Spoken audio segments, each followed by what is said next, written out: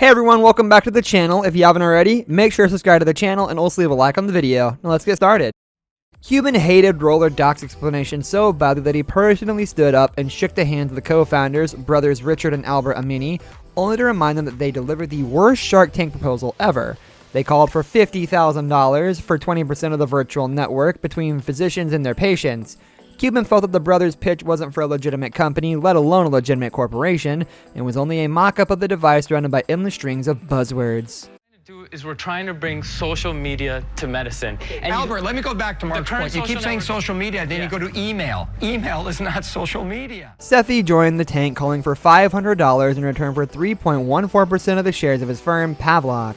It creates wristbands that either by manual or automated urging annoy the user while executing a bad habit. It's influenced by decades-old Pavlovian work, but when Mark Cuban asked Sethi if there were any peer-reviewed report on the feasibility of his innovation, Sethi could only refer to an 8-person experimental study with the University of Massachusetts in Boston.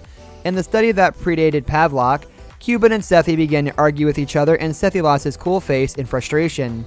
O'Leary finally told Sethi that he was interested and made a proposition that Sethi accepted. However, Sethi later declined, stating that I take a bid from someone but Mr. Great, utilizing O'Leary's nickname. He made it plain and simple that it was actually personal, and that's when the incident occurred. More than 50% of our users break their habit in 5 to 7 days or less. Let's leave the skepticism for 1 minute. I love the skepticism because he doesn't even know it's going to come. Look, you guys can argue to the casting.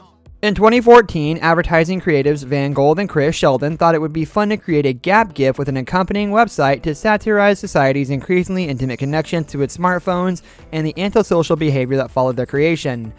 The No Phone went from a joke with friends to an actual side gig, and they raised around $18,000 on Kickstarter for their useless hunk of plastic that was advertised as a way to get help to break the smartphone habit. The guys are funny in their satire of companies like Apple is clever, but it was painful to have to watch them go through their pseudo pitch for $25,000 in exchange for 25% equity. It seemed as if the sharks were only slightly in on the joke, and it was never fully clear if Gold and Sheldon were trying to build a novelty gift business or were just mocking the process. Essentially nothing. It is nothing. But we managed to sell nothing in 3,100 times. Look, guys, it's really bad. Really bad. I'm out. All right. Belinda James is a creator of Slim Mirror, a company that offers personalized mirrors to individuals and companies that make the consumer appear skinnier than they really are. She sold $85,000 worth of her mirrors when she stepped into the room, but she picked her company at $1 million, asking for $200,000 for 20% of her firm. During her presentation, James acknowledged that one might find a slimming mirror somewhere, so while a couple of the sharks suggested that it was a scam, she attempted to extol the benefits of companies offering more items as people stared at themselves struggling to dress in the skinny mirror. Trying to tell me that your brand, Skinny Mirror, is worth $1 million today? I've seen the potential. Have you taken a look at yourself in the mirror? There's a huge distinction between becoming an artist and an entrepreneur, and the maker of Chimera, Jason Woods, hasn't proven himself to be the latter. Woods asked for the sharks to pay $250,000 to 20% of his company, Electrical Body. Investors considered the idea fascinating, but as the sales presentation went too far, they discovered that he hadn't even mentioned anything about the business strategy. It turned out that in the previous 10 years, Woods had invested $130,000 of his own money and had only come up with a prototype.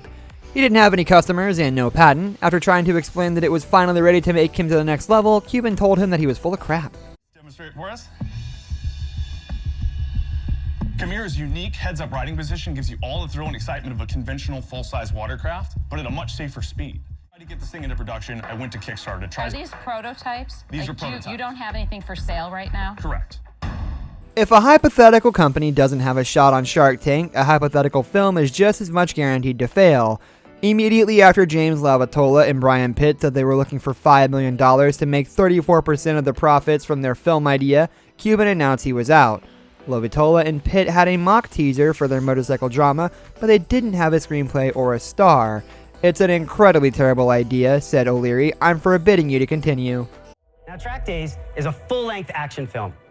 I'm out. It revolves around the exciting world, the motorcycle world championship. I'm out. You're so open-minded, Mark. I'm out. And that will wrap up today's video, guys. Thank you for watching. We will see you next time.